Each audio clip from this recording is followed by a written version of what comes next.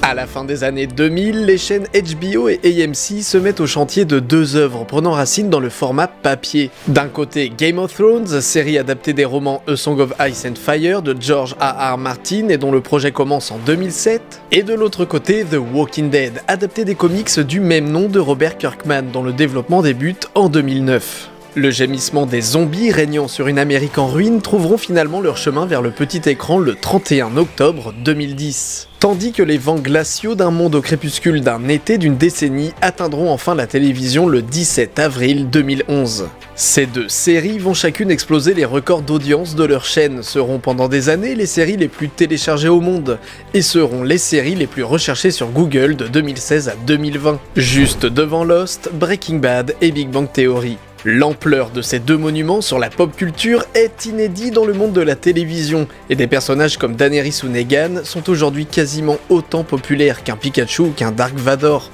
Et d'un point de vue personnel, ma grand-mère connaît le nom Rick Grimes sans connaître Walking Dead. Beaucoup de mes proches qui ne regardaient pas de série les ont tout de même regardés, et un jour, en allant chercher des fleurs pour un anniversaire, la fleuriste s'est mise à parler du final de la saison 7 de Game of Thrones avec ses clients. Tout ça pour dire que même si vous ne connaissez pas ces deux séries, vous en avez tout de même entendu parler. Impossible de passer à côté. Mais pourquoi donc? Comment expliquer ce succès? Cette horde ou cet hiver qui a tout ravagé sur son passage? D'où tirent leur force ces deux séries à première vue si différentes? C'est ce que nous allons explorer dans cette vidéo.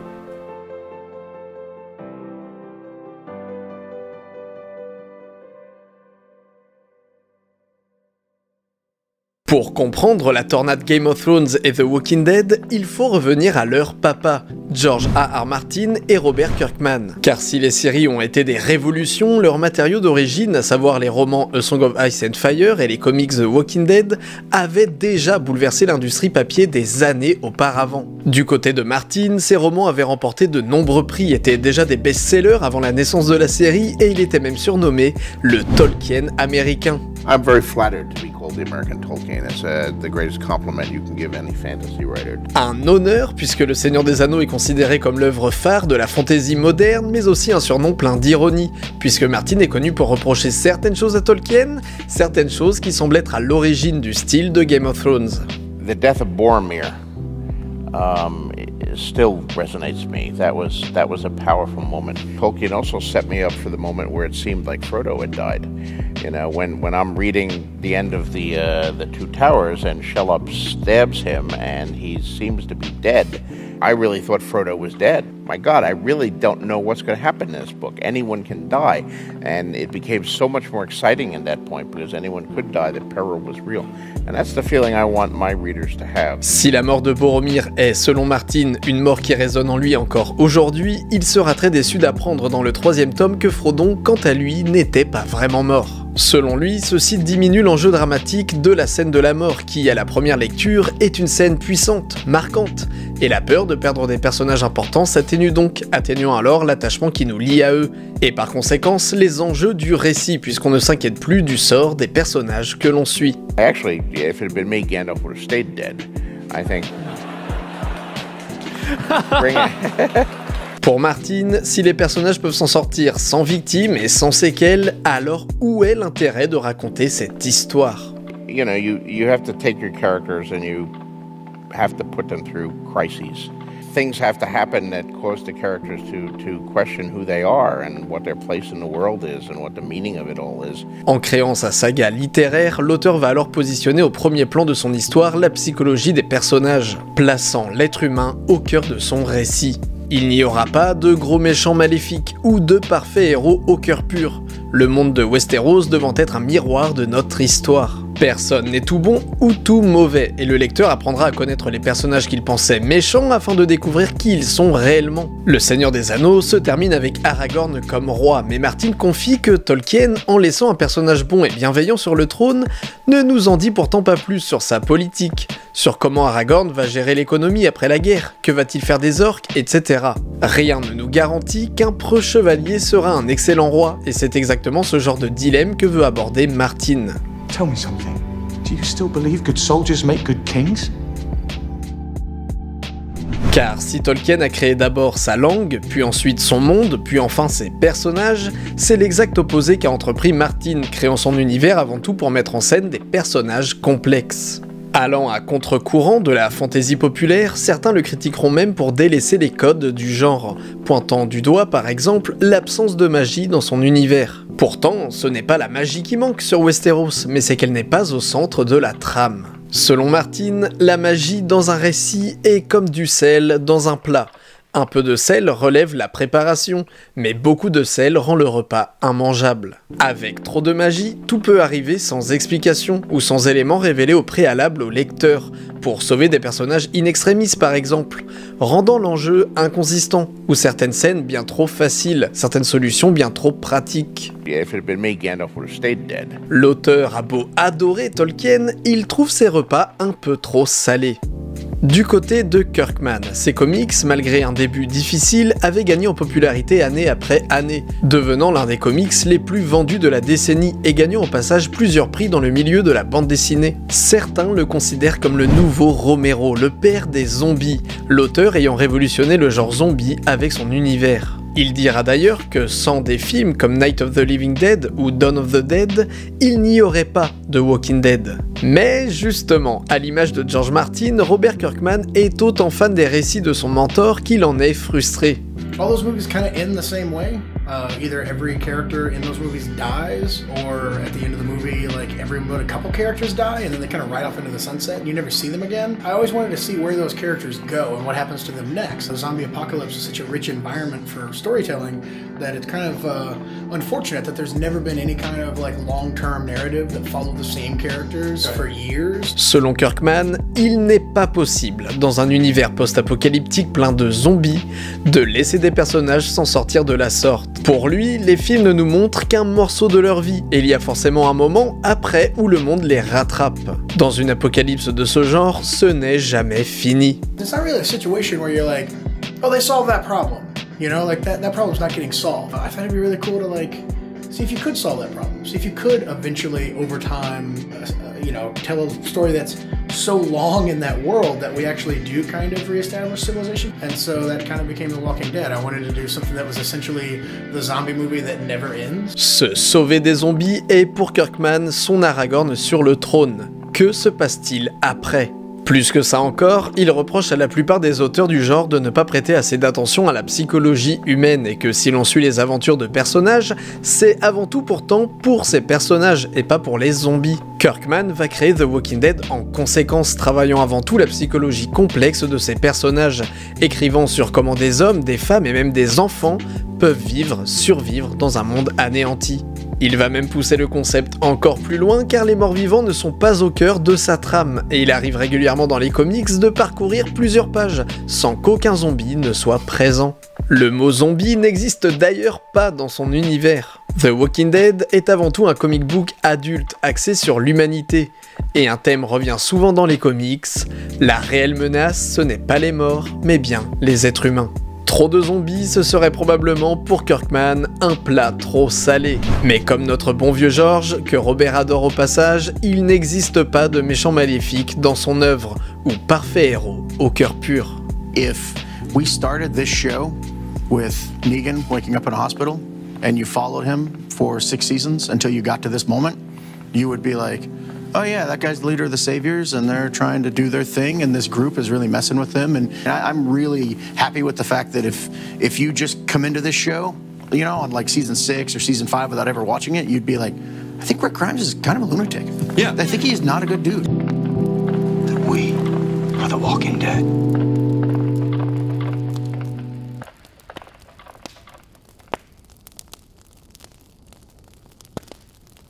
Nous avons donc deux auteurs, Martin et Kirkman, qui chacun va essayer de révolutionner un genre, la fantasy d'un côté et le post-apo de l'autre, en faisant les choses différemment que leur mentor, Tolkien pour Martin et Romero pour Kirkman, en mettant en second plan le surnaturel, la magie chez l'un, les zombies chez l'autre, et en plaçant les dilemmes moraux et philosophie humaine au cœur de leurs aventures. Dans A Song of Ice and Fire et The Walking Dead, les personnages sont traités comme des humains faits de chair et de sang, qui ont leurs propres désirs, leurs propres peurs, leurs propres expériences. Et il n'y a pas de surhomme ou de caricature diabolique. N'importe qui peut se retrouver dans un des personnages de ces deux œuvres. Et de la même manière qu'aucun d'entre nous n'est immortel, il arrive régulièrement que, soudainement, on nous arrache l'un des personnages de manière brutale et inattendue. Martin et Kirkman ont tous les deux la réputation de tueurs de personnages favoris. Et en effet, l'une des forces de leur récit est que n'importe qui peut mourir, n'importe quand, faisant de leur enjeu commun principal la survie. On s'est tous déjà demandé qui sera encore là à la fin. Faire mourir des personnages permet, comme nous l'avons dit précédemment, de rendre les enjeux consistants, de s'inquiéter pour les personnages, d'être investi dans l'histoire. Et puisque nos deux tueurs de personnages veulent que leur récit soit le plus réaliste possible, on n'échappe pas de nombreux détails sanglants que les réalisateurs en charge des adaptations se feront une joie de retranscrire. Tout dans Game of Thrones ou Walking Dead semble vrai, organique, vivant. Et dans les deux séries, les morts sont brutales, imprévisibles, gore, douloureuses pour le public. Beaucoup, parmi les spectateurs, n'avaient jamais vu d'image aussi violente sur le petit écran avant The Walking Dead et Game of Thrones. Bien sûr qu'on avait déjà eu des morts sanglantes et surprenantes auparavant, ne serait-ce que dans Spartacus, Dexter ou Breaking Bad pour ne citer que ça. Mais comme dit auparavant, Walking Dead et Game of Thrones, niveau popularité, c'est stratosphérique. Et beaucoup ont vu leur première scène gore réaliste dans l'une de ces séries. Et pour d'autres encore, Walking Dead et Game of Thrones sont carrément leur première série. Mais justement donc, pourquoi ces séries sont-elles devenues si populaires? Qu'ont-elles changé dans le monde des séries? Cette fois-ci, les deux univers ont fait les choses bien différemment.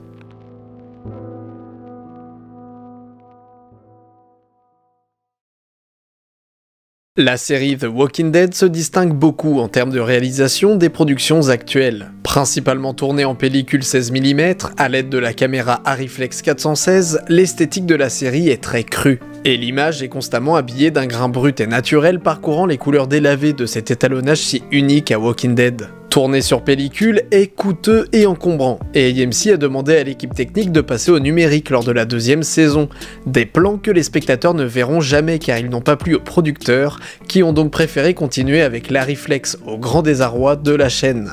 Le 16 mm, provoquant cet aspect un peu old school de la série, permet au maquillage d'être convaincant, mais aussi de rendre hommage aux grands films du genre, et plus particulièrement ceux de Romero, ou même 28 jours plus tard, tournés eux aussi en pellicule. Plusieurs fois, la série fera de longs plans séquences de plus d'1 minute pour seulement quelques répliques, si ce n'est des scènes entièrement dans le silence. Il faut attendre par exemple 1 minute 10 dans l'épisode 7 de la saison 2, ou 3 minutes 30 dans l'épisode 10 de la saison 5, avant la toute première ligne de dialogue.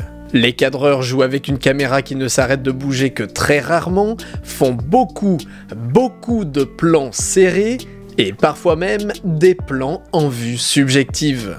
C'est simple, quand vous regardez Walking Dead, vous n'oubliez jamais qu'un caméraman est à côté des personnages. L'image est terne, les scènes tournées généralement en lumière naturelle, et à plusieurs reprises les showrunners laisseront libre cours aux acteurs pour interpréter les scènes. Bon, c'est pas du Cassavetes non plus, mais la réalisation de The Walking Dead se veut très réaliste, proche parfois même du docu-fiction, avec une caméra à épaule qui suit nos personnages dans de longs moments dans lesquels parfois il ne se passe rien. Les plans ne sont pas là pour être beaux, au contraire, s'ils sont trop beaux, tout fera trop cinéma, trop fake. C'est parce que la pellicule a capté ce qui semble être de réels fragments de vie que les walkers qui nous apparaissent nous semblent si convaincants, que l'histoire nous semble si réelle. La série Game of Thrones se distingue elle aussi beaucoup des autres productions, mais sa réalisation va prendre le chemin opposé de Walking Dead. Là où cette dernière voulait reprendre le style de Romero ou de Danny Boyle et donc ancrer son récit dans un réel imparfait, sale, authentique, Game of Thrones doit devenir le nouveau Seigneur des Anneaux et reprendre le style de Peter Jackson, en le sublimant bien sûr avec la technologie disponible aujourd'hui. Pour ce faire, c'est un équipement du cinéma moderne qui nous captera les aventures de Westeros, faisant exploser le budget d'HBO. Ce n'est pas sans sacrifice bien sûr, les loups et les dragons n'apparaissant que très peu lors des premières saisons, contrairement aux livres, et les producteurs ne pouvant pas se permettre de filmer des batailles grandioses dès les premières saisons seront obligés de les éclipser. Mais à l'image du Seigneur des Anneaux, Game of Thrones va nous en mettre plein la vue. C'est simple, chaque plan de la série est un tableau, que ce soit les couleurs, la lumière, le cadrage, les scènes sont calculées au millimètre près. Pour nous faire parvenir les décors somptueux de cet univers, l'équipe va filmer en numérique à l'aide d'une Arri Alexa. Caméra que l'on retrouve dans beaucoup de films centrés sur de grands espaces desquels on ne doit louper le moindre détail, comme The Revenant, Life of Pi, Blade Runner 2049, 1917 ou le tant attendu film Kaamelott. Cette caméra, en fait, était pas vraiment comparable. Elle a une image très particulière, un piqué qu'on retrouvait pas tout à fait et il nous a semblé que c'était un nouveau langage, un peu une nouvelle grammaire. Et on a un truc effectivement qui a tout de suite une couleur. Elle nous rendait tout ce qu'on mettait devant, y compris les choses faibles, y compris les choses difficiles à aller chercher. On a été surpris jusqu'au bout en fait. Ouais. Tous les jours, vraiment. Game of Thrones, c'est beaucoup de plans larges, très larges, où nos personnages sont ridicules face au territoire qui les entoure. Beaucoup de plans par épisode, et surtout beaucoup de plans fixes lors des conversations. Ici, la caméra ne suit pas nos personnages, ce sont les personnages qui doivent rester dans le cadre. La série adore aussi commencer et terminer une séquence avec un travelling doux et soigné, et les réalisateurs adoreront jouer avec les focales pour détacher les acteurs des décors immenses qui les submergent. Contrairement à The Walking Dead, le spectateur doit, devant Game of Thrones, oublier la caméra. Il doit assister à une fresque, une aventure épique et sentir que les personnages ne sont que des pions dans ce gigantesque jeu du trône. Ils ne sont qu'un petit fragment de l'histoire. Bon, bien sûr que Game of Thrones va aussi de temps en temps vouloir nous oppresser avec des plans séquences ou des plans serrés, de la même manière que Walking Dead nous fera de temps en temps des plans larges ou soignés. Mais dans les grosses lignes, on peut dire que Game of Thrones, c'est avant tout une image propre, en numérique, avec le matos le plus récent possible, avec des rails et steadicam pour nous faire une leçon de cinéma et nous évader. Walking Dead, c'est une image sale, même si j'aime pas trop ce mot car j'adore la photographie de la série, mais bon, on va dire que c'est avant tout une image sale, en pellicule, avec du vieux matos en caméra à épaule pour s'éloigner du cinéma traditionnel et nous étouffer.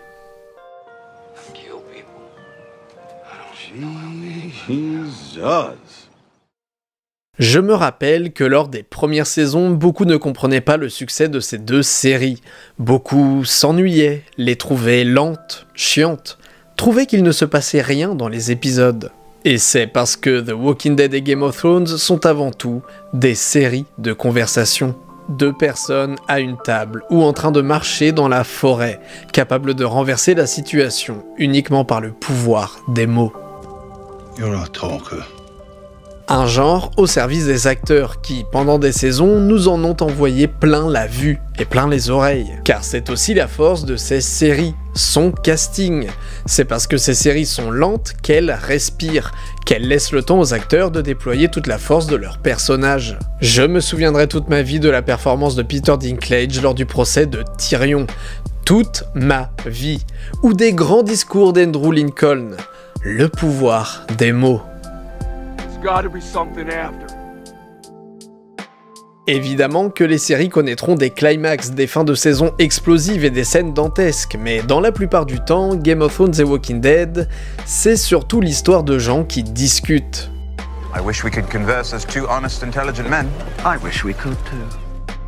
Pour les deux séries, il faudra attendre le final de leur deuxième saison pour enfin assister à une réelle horde de zombies.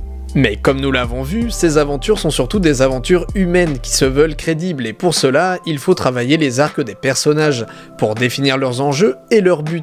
Tout ceci met du temps à se mettre en place, mais ce n'était pas une chose nouvelle à la télé. On pourrait prendre comme exemple Lost et Breaking Bad qui sont encore aujourd'hui parmi les séries dramatiques les plus populaires et à qui on reprochait déjà à l'époque d'être des séries où il ne se passe rien. Mais ce n'est pas voir à quel point les personnages de ces séries sont minutieusement approfondis. Prendre ces deux séries en exemple n'est pas anodin, puisque Breaking Bad était, avant The Walking Dead, la série phare d'AMC. Les aventures de Walter White et Jesse Pinkman ont propulsé le réalisme au petit écran auprès du grand public, bien plus qu'avait réussi à le faire Twin Peaks, The Wire ou Soprano, car elles restent malheureusement encore aujourd'hui des séries dont beaucoup n'ont jamais entendu parler. En plus des nombreuses similarités entre Breaking Bad et Walking Dead qui sont à l'origine de la théorie comme quoi les deux séries se déroulent dans le même univers, on pourrait dire que Walking Dead marche sur les pas de sa grande sœur, mais en accentuant encore plus le côté très réaliste et intime de l'intrigue. De son côté, Game of Thrones pourrait être vu comme le phénomène Lost des dernières années. Lost était la série la plus regardée des années 2000, avait le budget le plus cher de l'époque, a été la première série à avoir un casting aussi large, chacun des épisodes étant centré sur l'un des personnages, et la série est connue pour ses mystères, ses morts choquantes et ses musiques incroyables. Game of Thrones, comme Lost, va régner au-dessus des autres séries en termes d'audience, va avoir le budget le plus cher, un casting ultra large, les chapitres des romans sont d'ailleurs centrés sur un seul personnage à la fois, et Game of Thrones est aussi connu pour ses mystères, ses morts choquantes et ses musiques incroyables. Petite anecdote, George R.R. Martin était un énorme fan des 5 premières saisons de Lost, et la critique comparait déjà son œuvre à Lost, à l'époque où la série Game of Thrones n'existait pas encore, en disant que les livres nous délivraient un développement de personnages digne de la qualité de Lost. Ainsi, il semblait y avoir une réelle demande de la part du public d'avoir des histoires réalistes, adultes, humaines, avec un budget colossal, des séries qui n'auraient pas à rougir devant les dernières sorties du cinéma. Pour cela, que ce soit pour des raisons de budget ou des raisons d'écriture, il faut que ce soit des séries de conversation. Si tout ce qu'entreprennent nos personnages doit paraître crédible, il faut connaître leur caractère, leurs peurs, leurs doutes, leurs rêves.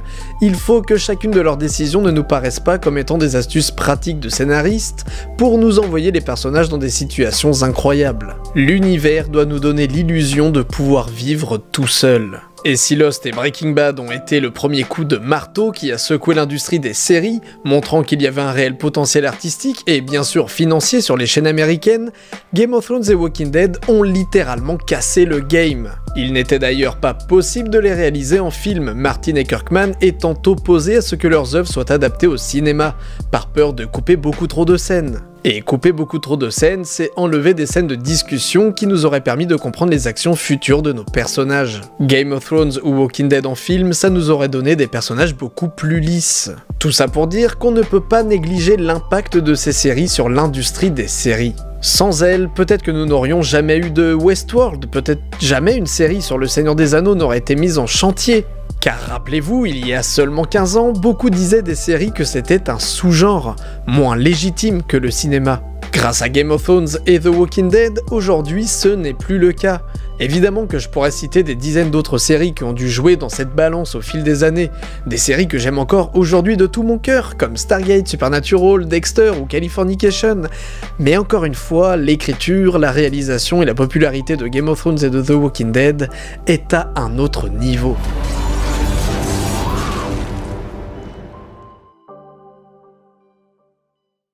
Malheureusement, on oublie rapidement l'impact qu'ont eu ces deux séries. Beaucoup diront qu'elles ne sont devenues, à partir de leur 8e saison, que l'ombre d'elles-mêmes. Game of Thrones, connu pour son extrême précision quant à l'évolution de ses personnages, décevra des milliers de spectateurs lors de ses dernières heures, trouvant que les épisodes allaient bien trop vite pour ne serait-ce que comprendre ce que veulent ou ce que ressentent des personnages qu'ils ont pourtant suivis durant des années. Dany kind of forgot about the Iron Fleet. Les personnages semblent stupides, lissés ou transformés, non pas à cause de leurs actions, mais à cause de leur manque de développement qui aurait dû justifier ces actions. La dernière saison est rushée et les showrunners avoueront qu'ils ont voulu terminer la série rapidement pour partir quand elle était encore au sommet, au grand malheur de Martin et de HBO qui auraient voulu des épisodes supplémentaires pour rendre le tout plus cohérent et plus proche du ton des premières saisons. Martin a plutôt mal vécu la popularité de la série, et il s'est retiré de l'écriture de Game of Thrones à partir de la 5e saison pour se concentrer sur A Song of Ice and Fire.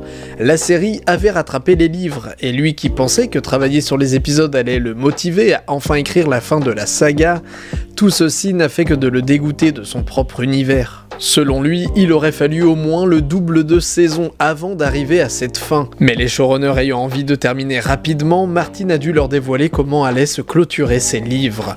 Et les scénaristes ont réalisé cette fin en prenant les raccourcis les plus courts pour mettre un terme le plus vite possible à la série. Pour Martin, c'est comme si on lui avait volé son bébé. Robert Kirkman confiera d'ailleurs que pour ça, il ne comprend pas Martin. Il dira que s'il avait été à la place de George, jamais il n'aurait dévoilé la fin de son histoire et que lui, jamais il n'a dévoilé sa fin à AMC. Mais si le jeu des trônes est devenu le jeu des scénaristes, la série The Walking Dead est devenue quant à elle The Walking Show pour beaucoup de fans. À son apogée au début de la saison 7, la série a été tellement loin dans l'oppression, le gore, le bouleversant, qu'il est difficile maintenant d'avoir peur pour nos personnages. Jamais rien ne pourra être pire que ce qu'ils ont vécu à ce moment-là. Et même si la série retrouve de temps en temps ses lettres de noblesse, les changements réguliers de showrunner, l'ajout de toujours plus de personnages pas assez développés, le départ des membres principaux du casting et dans les derniers épisodes sortis, l'abandon même du format 16 mm qui était pourtant l'ADN de la série, font qu'elle ne ressemble plus du tout à ce qu'elle était par le passé. Mais Kirkman, là encore contrairement à Martin, ne le vit pas du tout mal. Pour lui, les comics et la série sont deux bébés différents, et il est content que les deux œuvres ne racontent plus forcément la même histoire. I am, to a certain extent, excited by the differences, and I think it's really cool that, television is, a collaborative medium that, has hundreds of different people, like throwing different ideas in and changing things, and I think it would be very arrogant of me to be like, no. Mais peu importe que ce soit l'histoire des comics ou de la série, George Martin a son avis sur The Walking Dead qu'il avoue avoir binge-watché. Il ne comprend pas pourquoi les personnages de Kirkman ne se réfugient pas dans un château. Ce serait pour lui le meilleur endroit possible pour échapper aux zombies. En tout cas, c'est triste de constater que ce qui a perdu ces séries, c'est qu'elles aient abandonné ce qui faisait d'elles des œuvres si uniques. Mais j'espère que malgré leurs épisodes décevants, si vous faites partie des spectateurs déçus, vous vous rappelez ce qu'elles ont apporté au petit écran. Jamais je n'oublierai The Walking Dead. Jamais je n'oublierai Game of Thrones. Deux séries qui sont venues réinventer la fantasy et le post-apo, à échelle humaine dans des univers qui se veulent crédibles et dont l'intrigue principale repose sur la survie. Des réalisations opposées et comme on n'en avait encore jamais vu à la télévision, relatant des histoires gravitant autour de personnages complexes. Des castings époustouflants, des scènes bouleversantes, des budgets colossaux. Grandiose. C'est le premier mot qui me vient quand je repense à l'arrivée de ces deux mastodontes. C'était comme si le cinéma s'était invité dans le format série, format parfait pour le développement de personnages puisque s'étalant sur de longues périodes. Game of Thrones et The Walking Dead, c'est d'immenses moyens mis en œuvre par des milliers de personnes pour produire des univers cohérents et impactants. Tellement de costumes à réaliser, tellement de décors à construire. Rien que visuellement, avez-vous déjà vu en série des zombies aussi bien faits, des dragons aussi bien faits ? Le début des années 2010 a enclenché un virage nouveau pour le monde des séries, et c'est d'ailleurs à la même période qu'Avengers sortira, amenant cette fois-ci le format série au cinéma, le Marvel Cinematic Universe comptant aujourd'hui plus de 20 films qui se suivent dans le même univers. Aujourd'hui, même Star Wars, la plus grande saga du cinéma, se décline sous forme de divers spin-offs en format série. Et bien qu'évidemment la raison principale soit l'argent, ne nous n'y trompons pas, beaucoup de personnes du cinéma se tournent à présent vers les chaînes américaines et les plateformes de streaming car raconter une histoire en série peut être parfois une meilleure alternative qu'en film. Aujourd'hui, la série est un art à part entière et elle n'est plus ce sous-genre que beaucoup méprisaient. Et est-ce en partie grâce au succès critique, médiatique et financier de Game of Thrones et The Walking Dead? Il n'en fait aucun doute.